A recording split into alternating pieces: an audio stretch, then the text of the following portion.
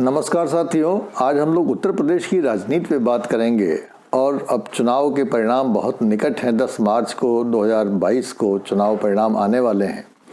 और बहुत सारे लोगों की आकांक्षाएं, आशंकाएं इस बात को लेके है कि कौन पार्टी सत्ता में आ रही है और कौन पार्टी सत्ता से जा रही है।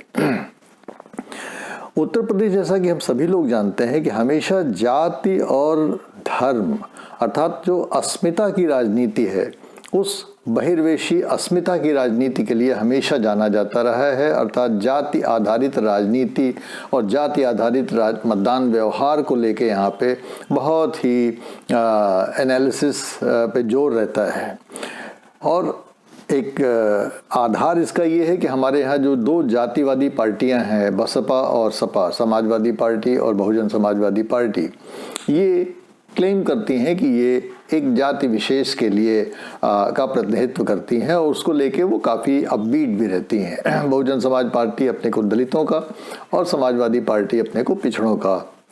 एक प्रकार से प्रतिनिधि पार्टी के रूप में मानती रही है। और इसीलिए 1989 में जब पहली बार मुलायम सिंह यादव की सरकार उत्तर प्रदेश में बनी,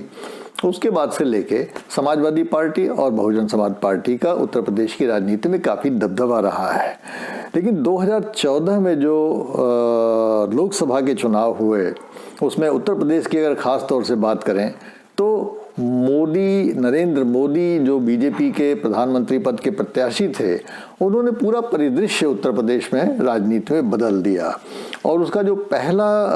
और सबसे इम्पॉर्टेंट चरण था वो ये था कि उन्होंने जातीय आधारित राजनीति, बहिर्वेशी राजनीति या अस्मिता की राजनीति को टाटा बाय बाय कर दिया और उन्होंने एक समावेशी राजनीति की शुरुआत की, जिसमें कि जातियों का, संप्रदायों का कोई स्थान नहीं था। उसमें सभी लोगों का स्थान था। सबका साथ सबका विकास के मूल मंत्र को लेके वो आगे चले और इस प्रकार से उनको मैसिव समर्थन प्राप्त हुआ, क्योंकि लोग यहाँ पे जाति और संप्रदाय की राजनीति से ऊब चुके थे। तो जब मोदी ने इस प्रकार की शुरुआत की, एक नई शुरुआत की, समावेशी राजनीति की शुरुआत की, तो लोगों ने इसका स्वागत किया। और इस प्रकार से मोदी ने, अगर देखा जाए तो, अस्मिता की राजनीति को समावेशी राजनीति के रूप में बदल दिया, जो उत्तर प्रदेश में 2014 में एक बहुत ही इम्पॉर्टेंट घटना के रूप में देखा जाना चाहिए। और इसी का परिणाम था कि बीजेपी, जो उत्तर प्रदेश की राजनीति में 15 और 17% वोटों पर काम किया करती थी, 15 और 17% वोट जिसको प्राप्त हुआ करते थे, अचानक वो मोदी के चुनाव के बाद हमने देखा कि 2017 में उसको 41% लोगों का समर्थन प्राप्त हुआ और 2019 में तो वो 50% को भी पार कर गया, जो कि एक आदर्श आंकड़ा किसी भी पॉलिटिकल पार्टी के लिए हो सकता है। तो इसका कोई कारण तो होगा, इसका कोई कारण जरूर होगा कि 15 और 70% पाने वाली पार्टी अचानक कैसे 41% और 50% पे आ गई। 2014, 2017, 2019 में लगातार उसके वोट शेयर में इजाफा हो रहा है। तो कोई तो बात जरूर होगी कि जनता उसको क्यों इतने मतों से जिता रही है। अब जो वर्तमान परिदृश्य है, 2022 का जो चुनाव है, उसके बारे में तो काफ़ी स्पर्धापूर्ण चुनावी वातावरण बना हुआ है और तमाम मीडिया और तमाम जो विशेषज्ञ हैं इसके बारे में अपने अपने आकलन प्रस्तुत कर रहे हैं कि क्या होने वाला है। क्या होने वाला है ये तो 10 मार्च को ही पता चलेगा, क्योंकि चुनाव परिणामों का कोई भी आकलन करना, कोई पूर्वानुमान लगाना,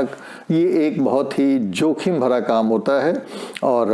प्राय जो बहुत बड़े विद्वान होते हैं, जो सिफोलॉजिस्ट जिनको हम लोग कहते हैं, जो कि इस विषय में बहुत महारत हासिल किए होते हैं, उनकी भी गणनाएं प्राय ध्वस्त हो जाया करती हैं, क्योंकि जनता जनार्दन अपने निर्णय से सबको चकित कर देती है प्राय लोकतंत्र में।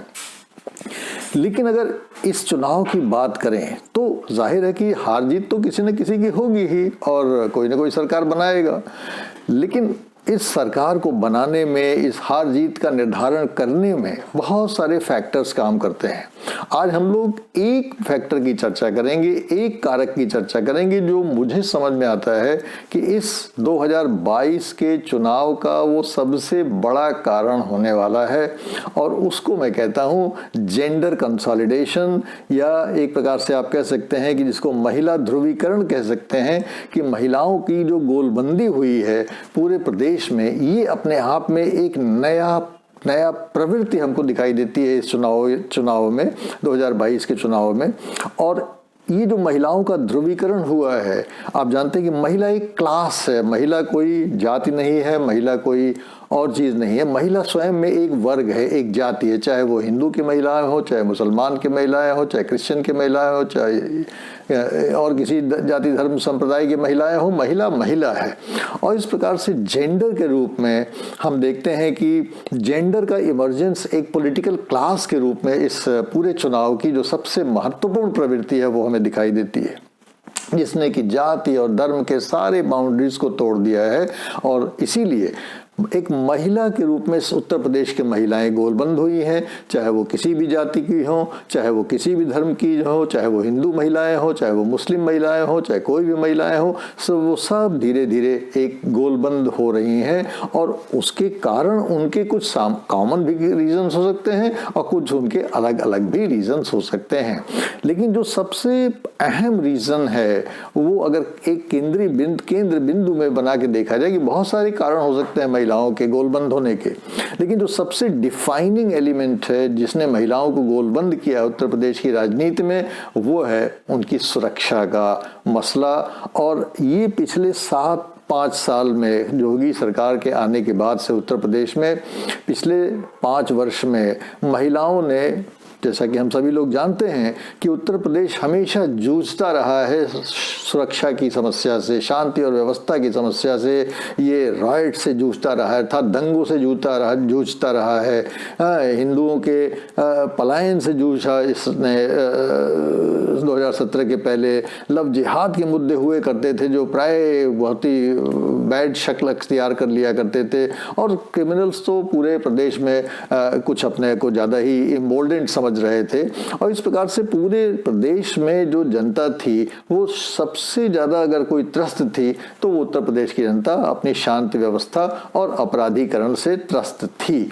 और इसमें योगी गवर्नमेंट ने आके जो सबसे अहम कदम उठाया है, और तो जो विकास के मुद्दों पे विवाद हो सकता है, प्राथमिकताओं पे विवाद हो सकता है, कोविड पे विवाद हो सकता है, तरह तरह की चीज़ों पे विवाद हो सकता है, लेकिन एक चीज़ निर्विवाद है और वो ये है कि योगी सरकार ने लॉ एंड ऑर्डर पे बहुत ही टफ स्टैंड लिया है। और जब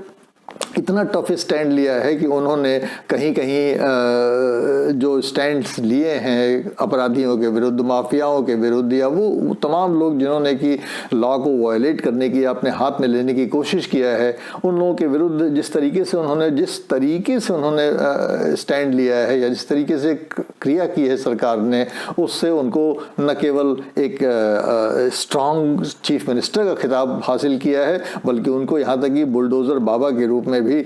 लोग जानने लगे हैं, क्योंकि वो किसी भी गलत जो अवैध निर्माण होता है, अवैध संपत्ति होती है या अवैध कोई भी चीज़ होती है, उस पर वो बुलडोजर चलवा के उसको समाप्त कर देते हैं। चाहे वो अपराधी हो, चाहे वो अपराधी के द्वारा एकत्र किया गया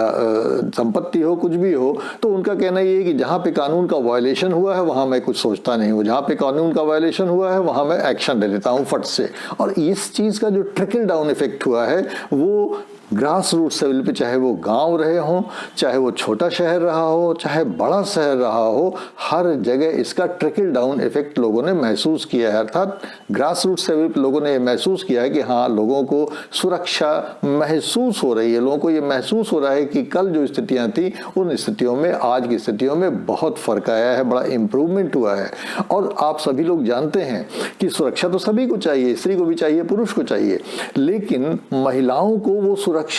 बहुत ज़्यादा ज़रूरी इसलिए होती है कि महिलाएं न केवल शांति और व्यवस्था में असुरक्षित होती हैं, बल्कि जब इस प्रकार से अपराधीकरण हो जाता है तो जो वुमेन मॉलेस्टेशन का, सेक्सुअल असॉल्ट का, सेक्सुअल हैरेसमेंट का, रेप का, इस प्रकार की जो घटनाएं होती हैं उनकी संख्या बहुत बढ़ जाती है। और उससे जो उनका महिलाओं का जो मनोविज्ञान है वो बहुत ही डर से, भय से वो ग्रस्त हो जाती हैं और उनका मनोविज्ञान पूरा डिस्टर्ब हो जाता है, जिससे डे टू डे लाइफ में वो अपने को बहुत असुरक्षित महसूस करने लगती हैं, वो अपने को फिजिकली असुरक्षित महसूस करती हैं, वो अपने को इमोशनली असुरक्षित महसूस करती हैं, वो अपने को साइकोलॉजिकली असुरक्षित महसूस करती हैं। और इन तमाम रीजंस की वजह से वो अपने को ऐसा महसूस करती हैं कि शायद वो पॉलिटिकल प्रोसेस में ठीक से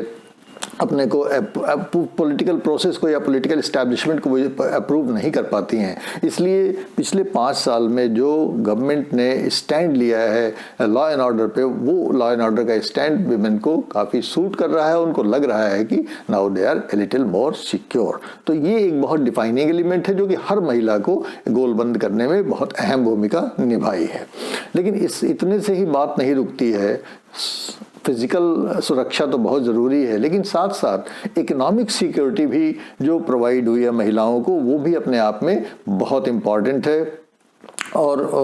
वो इकोनॉमिक सिक्योरिटी जो है, वो इकोनॉमिक सिक्योरिटी सोशल सिक्योरिटी के साथ जुड़ के उनको प्राप्त हुई है। जैसे कि महिलाओं को, ख़ासतौर से ग्रामीण महिलाओं को, जो टॉयलेट्स की, शौचालय की सुविधा प्राप्त हुई है, वो अपने जीवन में कभी इसकी परिकल्पना भी नहीं कर सकती थी कि ओपन डिफिकेशन में या खुले में शौच जाने की कोई ऐसी वैकल्पिक व्यवस्था बनेगी जिसमें कि उनको इस एम्बैरेसमेंट से निजात मिलेगी। उनका जो सेल्फ रेस्पेक्ट था, उनकी जो लज्जा थी, वो किस तरीके से रोज़ उनको दिक्कतें होती थी समाज में, गांव में, छोटे छोटे जगहों में जाके वो सुबह और शाम का इंतज़ार करती थी, अंधेरे का इंतज़ार करती थी कि वो शाम हो या अर्ली मॉर्निंग सूर्योदय के पहले वो ओपन डिफिकेशन के लिए फील्ड्स में जाती थी, जिसमें कि उनको असुरक्षा भी महसूस होती थी और उसमें सेक्सुअल अटैक्स के भी बहुत सारे केसेस उनके ऊपर होते थे, जो कि तो उससे उनको लगता है कि उनका जो सेल्फ रेस्पेक्ट है वो प्रोटेक्ट हुआ है और उनको एक न केवल एक सब्सटैंटिव रिलीफ उसमें महसूस हुआ है, न केवल सुरक्षा महसूस हुई है, बल्कि उनको बहुत ज़्यादा एक साइकोलॉजिकल या इमोशनल सिक्योरिटी भी उनको महसूस हुई है। ये भी इसमें जेंडर कंसोलिडेशन, और ये जाहिर है कि ये तो ग्रामीण सभी महिलाओं को मिला है, चाहे वो किसी जाति धर्म वर्ग की हो, सबको मिला है। तो इसलिए जो टॉयलेट्स का स्कीम है गवर्नमेंट का, उसने महिलाओं को एक बहुत ही सोशल सिक्योरिटी, इमोशनल सिक्योरिटी और उनको साइकोलॉजिकल सिक्योरिटी प्रोवाइड किया है, जो कि सब्सटेंटिव है, जो कि प्रतिदिन जिसकी उनको आवश्यकता होती है, सुबह आवश्यकता होती है, शाम को आवश्यकता होती है। तीसरी जो बहुत इम्पॉर्टेंट चीज़ है वो इकोनॉमिक सिक्योरिटी होती है कि महिलाओं को, हर गवर्नमेंट आती है, महिलाओं के लिए बहुत सारी स्कीम्स लाती है, लेकिन उन स्कीम्स का जो सर्विस डिलीवरी होता है, जो ग्रास रूट्स पे उसकी डिलीवरी होती है, क्या वो अच्छे से हो पाती है? यहाँ पे योगी सरकार ने ऐसा कुछ किया है, और ख़ासतौर से जो कोविड के दौरान प्रबंधन किया है फ्री राशन का। राशन तो सरकारें देती हैं, लेकिन उसका पैसा लेती हैं, ऐसा तो नहीं कि फ्री देती हों, लेकिन यहाँ जो राशन दिया जा रहा है वो उनको फ्री दिया जा रहा है। और बहुत से महिलाओं ने इस बात को बताया, बहुत से पुरुषों ने भी इस बात को बताया कि भाई सरकार कुंडी खटखटा के उनको राशन दे रही है। तो कुंडी खटखटा के राशन वो सबको दे रहे हैं, ऐसा तो नहीं कि गवर्नमेंट किसी के साथ भेदभाव कर रही है। सभी लोग बताते हैं नहीं जी हमको राशन प्राप्त हुआ, और महीने में एक बार नहीं, महीने में 2 बार राशन प्राप्त हुआ। और जिस तेल और नमक की बात होती है वो भी उस राशन में इंक्लूडेड रहा है। तो इस प्रकार से जो 2 साल से सरकार ने इस तबके को खिलाया है, जो तबका गरीब है, जिसको कि कोविड के दौरान, जिसको कि लॉकडाउन के दौरान बहुत सारे इसके कामकाज छूट गए, जिसके पतियों को काम करने का कोई अवसर नहीं था, जो डेली वेज अर्नर्स थे, और उससे इकोनॉमिक इनसिक्योरिटी पैदा हो गई, तो सरकार ने जो राशन डिस्ट्रीब्यूशन किया है उससे महिलाओं को इकोनॉमिक सिक्योरिटी महसूस हुई है। कम से कम उनको ये महसूस हुआ है कि हम अपने घर में किसी को भूखे सोने नहीं दिया, और ये उनके लिए एक बहुत बड़ा रिलीफ का मसला बनता है। और इसलिए मुझे लगता है कि जो उज्ज्वला ने 2017 में और 2019 में जो सरकार के पक्ष में महिलाओं को मोबिलाइज किया था, तो अब उज्ज्वला तो ठीक है, घर में एक हर घर में हो चुका है, लेकिन टॉयलेट्स वो ऐसी चीज़ है जो कि 2022 के चुनावों में महिलाओं के अंदर एक इकोनॉमिक सुरक्षा और एक इमोशनल सुरक्षा, साइकोलॉजिकल सुरक्षा उनको प्रदान कर रही है। और ये भी अपने आप में एक बहुत अहम फैक्टर है जो कि उनकी सुरक्षा में इजाफा कर रहा है। अगला जो इम्पॉर्टेंट सुरक्षा में इजाफा महिलाओं को महसूस हो रहा है वो हेल्थ को लेकर है कि बहुत सारे ऐसी चीज़ें चली हैं सरकार के द्वारा जो उनको हेल्थ के ग्राउंड पे सुरक्षा प्रदान कर रही है। और ख़ासतौर से चूँकि महिला अपने पूरे परिवार की देख रेख के लिए जिम्मेदार होती है, इसलिए ख़ासतौर से जो आयुष्मान की व्यवस्था बनाई गई है, जिसमें 5 लाख तक का पूरे परिवार के लिए कोई भी किसी की बीमारी हो तो उसको 5 लाख रुपए तक का उसका फ्री बीमा है, किसी भी अस्पताल में जाके वो अपना इलाज करवा सकता है। ये तमाम चीज़ें जो हैं इसने महिलाओं को, सभी महिलाओं को एक प्रकार से अपने को सुरक्षित महसूस करने का और और ये महिलाओं के लिए जो सुरक्षा का मसला है, चाहे वो सोशल सिक्योरिटी हो, चाहे वो इकोनॉमिक सिक्योरिटी हो, चाहे साइकोलॉजिकल सिक्योरिटी हो, ये सिक्योरिटी का जो इशू है, इस सिक्योरिटी के मुद्दे पे सारी की सारी महिलाएं गोलबंद हुई हैं, उनका एक प्रकार से कंसोलिडेशन हुआ है। और जाहिर है कि उनको ये लगता है कि जिस सरकार ने हमें ये सारी सुरक्षा प्रदान किया है उसके प्रति उनका एक शायद संभवतः एक सॉफ्ट कॉर्नर जरूर डेवलप हुआ है। इसके इन एडिशन टू दिस जो मुस्लिम महिलाएं हैं वो ट्रिपल तलाक पे जाहिर है कि बहुत ही ज़्यादा अपबीट हैं। और उसकी वजह ये है कि ट्रिपल तलाक जब भी अनाउंस हुआ था, मोदी सरकार जब पहली बार आई थी सत्ता में, तो उसने ये इसका ट्रिपल तलाक के बारे में कानून लाई और उस समय लोगों ने कहा कि ठीक है, ट्रिपल तलाक ने अपना काम दिखाया 2017 में, 2019 में। लेकिन ट्रिपल तलाक का जो मुद्दा है वो तो मुस्लिम महिलाओं के लिए रोज जिंदगी में एक प्रकार से मुद्दा है। उसको ये नहीं कह सकता कि तलाक रोज रोज होते हैं मुस्लिम परिवारों में, ऐसा नहीं, कभी कभार कोई तलाक होता है। लेकिन जो असली मुद्दा है वो ये है कि मुस्लिम परिवारों में, मुस्लिम घरों में जो विवाहित स्त्रियां हैं, विवाहित महिलाएं हैं, उन पर ट्रिपल तलाक की तलवार तो रोज लटकती रहती है, प्रतिपल प्रति क्षण लटकती रहती है। और वो महिला सबसे ज्यादा परिवार में असुरक्षित उसी से करती है जिससे सबसे ज्यादा सुरक्षा की अपेक्षा की जाती है। सोचिए, कोई पत्नी अपने पति से ज्यादा सुरक्षा की अपेक्षा किससे कर सकती है? और अगर उसी पति से उस पत्नी को ये असुरक्षा प्राप्त होगी, उसको कभी भी वो गुस्से में आके ट्रिपल तलाक तलाक तलाक तलाक कर सकता है, तो उस मुस्लिम महिला को कितनी बड़ी सुरक्षा पारिवारिक स्तर पे महसूस हो रही होगी। और इसलिए बहुत सारी मुस्लिम महिलाएं जो हैं वो भी, मुझे लगता है कि ट्रिपल तलाक के मुद्दे पे भी अपने को सुरक्षित महसूस कर रही हैं। तो चाहे हिंदू महिलाएं हो या सभी महिलाएं हो या मुस्लिम महिलाएं हो, मुझे ऐसा लगता है कि जो सुरक्षा का चक्र है ये सारी महिलाओं को सरकार ने प्रोवाइड किया है। और इस मुद्दे, सुरक्षा के मुद्दे पर महिलाओं में गोलबंदी हुई है। महिलाएं एक क्लास के रूप में, एक पॉलिटिकल क्लास के रूप में उमर्ज की है। और जैसा कि हम जानते हैं कि महिलाएं को तो आधी आबादी कहा जाता है, आधी आबादी अर्थात ऑलमोस्ट 50%। अगर इलेक्टोरल टर्म्स में देखें तो सेंसस में हम देखते हैं कि उत्तर प्रदेश में 1000 पुरुषों पे 908 महिलाएं हैं, और इलेक्टोरल टर्म्स में अगर हम देखते हैं तो 1000 पुरुषों पे 868 महिलाएं हैं। लेकिन बहरहाल जितनी भी महिलाएं हैं, अगर वास्तव में इनमें गोलबंदी हो गई और अगर इन्होंने एक एकजुट होकर अपना मतदान व्यवहार एक पार्टी के या सरकार के पक्ष में किया, तो मैं समझता हूं कि ये एक बहुत ही चौंकाने वाला रिजल्ट 10 मार्च को दे सकता है। और इस प्रकार से मैं कह सकता हूं कि जो महिलाओं का कंसोलिडेशन है, महिलाओं का ध्रुवीकरण है, महिलाओं का एक प्रकार से क्लास, पॉलिटिकल क्लास रूप में इमर्जेंस है, ये 2022 के उत्तर प्रदेश के विधानसभा चुनावों में एक बहुत अहम भूमिका निभा सकता है। अब इंतजार रहेगा 2010 के परिणामों पे, इस पे आगे आपसे चर्चा होती रहेगी चुनाव को लेके, अन्य विश्लेषण के बारे में, और चुनाव परिणामों पे भी कोशिश करेंगे कि हम लोग अपने विश्लेषण को प्रस्तुत कर सकें। Thank you very much.